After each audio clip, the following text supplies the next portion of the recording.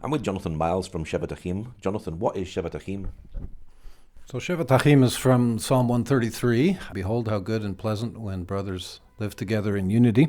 And we're a community of believers from the nations based here in Israel, discipling community, living together, worshiping together. And into that community, we welcome our neighbors from around the Middle East, specifically children who need open heart surgeries that they cannot get in their home areas, particularly kids from the Gaza Strip and from northern Iraq. And we open the doors with them to go into the hospitals in Israel. There's amazing medical centers with very advanced care. There's doctors who really want to reach out to their neighbors. And we are the small bridge that helps these families from around the Middle East get here. We take care of them while they're here. We make sure they get back home. Now, October the 7th saw a terror attack in Israel, which resulted in a war in Gaza. How has the war affected your organization? It's had a huge effect. So just today we brought 3 Gaza families. They came out of the hospitals in Israel. They were, at the time of the outbreak of fighting, they were in the hospital or in treatment. They came out. There's no way to go back to Gaza and nowhere to go. And we took them into our homes, of course. Now the Ministry of Health in Israel has asked that those who don't need continued care, that they would relocate to the West Bank. So just today we brought 3 of the families to the city of the Messiah, Bethlehem. Was it easy actually getting into Bethlehem? I was really struck. The whole West Bank, there's the northern side and the southern side, and it seems to me there's one tiny thread that still holds them together, and that's the one we came through today. There's just one little 2-lane road and one checkpoint that's still open. So, yeah, it wasn't easy, but thank God he helped us. How has the war affected you in other ways as well? Well, before this fighting, we were bringing probably 15 or 20 kids out of Gaza every week. There's been hundreds and hundreds and hundreds operated on in Israel, and there's a lot of follow-up and the continuing treatment. All that has stopped. When the fighting started, they came out of Gaza right through the crossing point that we used, and many people were killed. The whole system for allowing Gazans to come in and out of Israel is gone now. And when it can be reestablished, if it will be reestablished, is not clear. Do you actually have workers in Gaza? No, just friends and families who've been with us, and sometimes they help as needed as volunteers with us as well. I imagine you have a lot of people that you know from Gaza because you've ministered to so many people. So have you heard from them? Do you hear from them? Are they safe? Are they okay? Yeah, no, there's a lot of terrible suffering going on in Gaza. We have 3 other Gaza families still in our home in Ashdod. And they were telling us, we're afraid every day we'll get a phone call that our families have been hurt. And a few days after saying that, the call came, one of our mothers. She's here with her son, 8-year-old boy, and her 3 remaining children were all killed in a bombing of the home where they were staying in Gaza. So we walked through that, her shock, her grief, her anger, and she's still with us. And you have to minister to her when she's lost her 3 family members. It, first of all, just to be alongside of her, and she could hardly speak or move at first, but thank God it's been maybe 2 weeks now, and she's coming back, and she's even smiling, and still sad and weary, but God's giving her grace, and I hope she knows that she's loved and that people care about what's happened to them.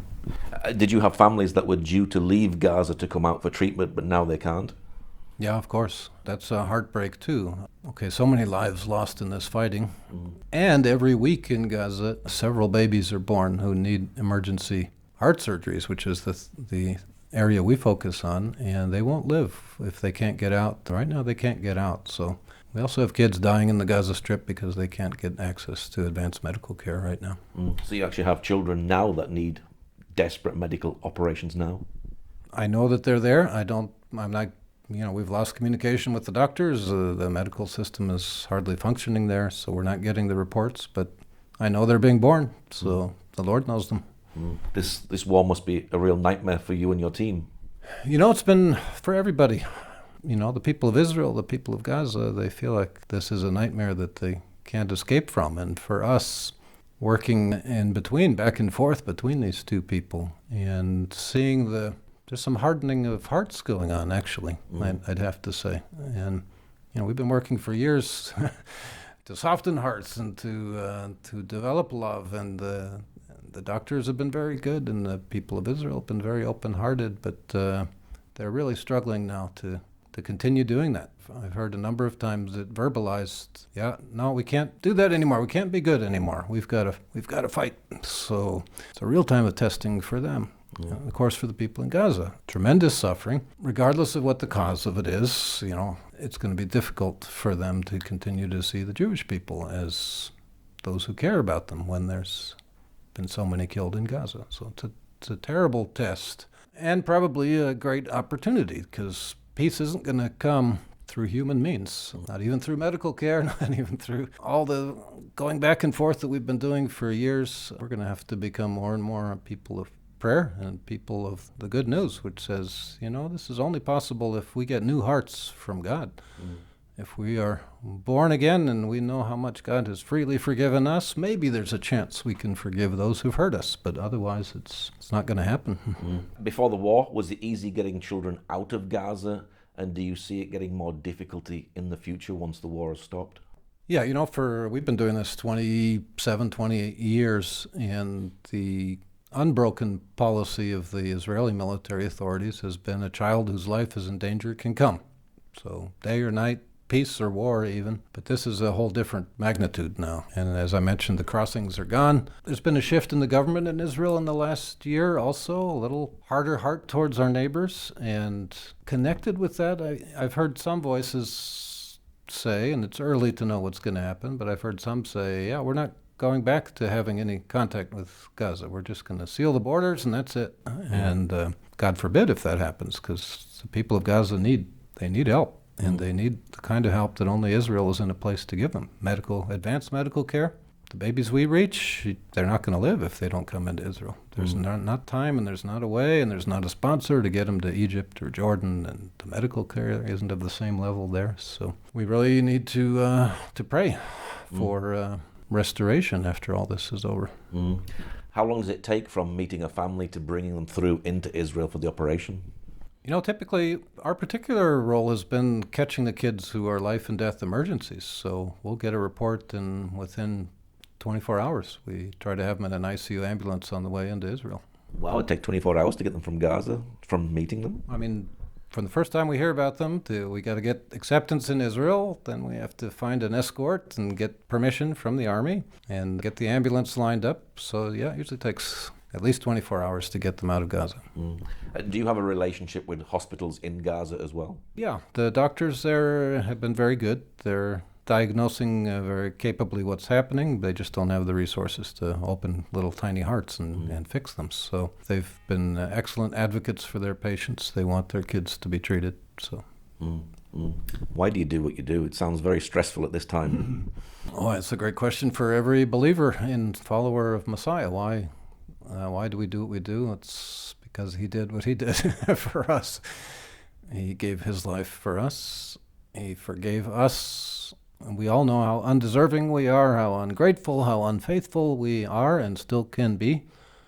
And he keeps forgiving us. His mercy has never run out on us. And that, we all know that humbles and changes our hearts and compels us. The love of Messiah compels us to love the people around us. And this is what it means to be his follower in this world.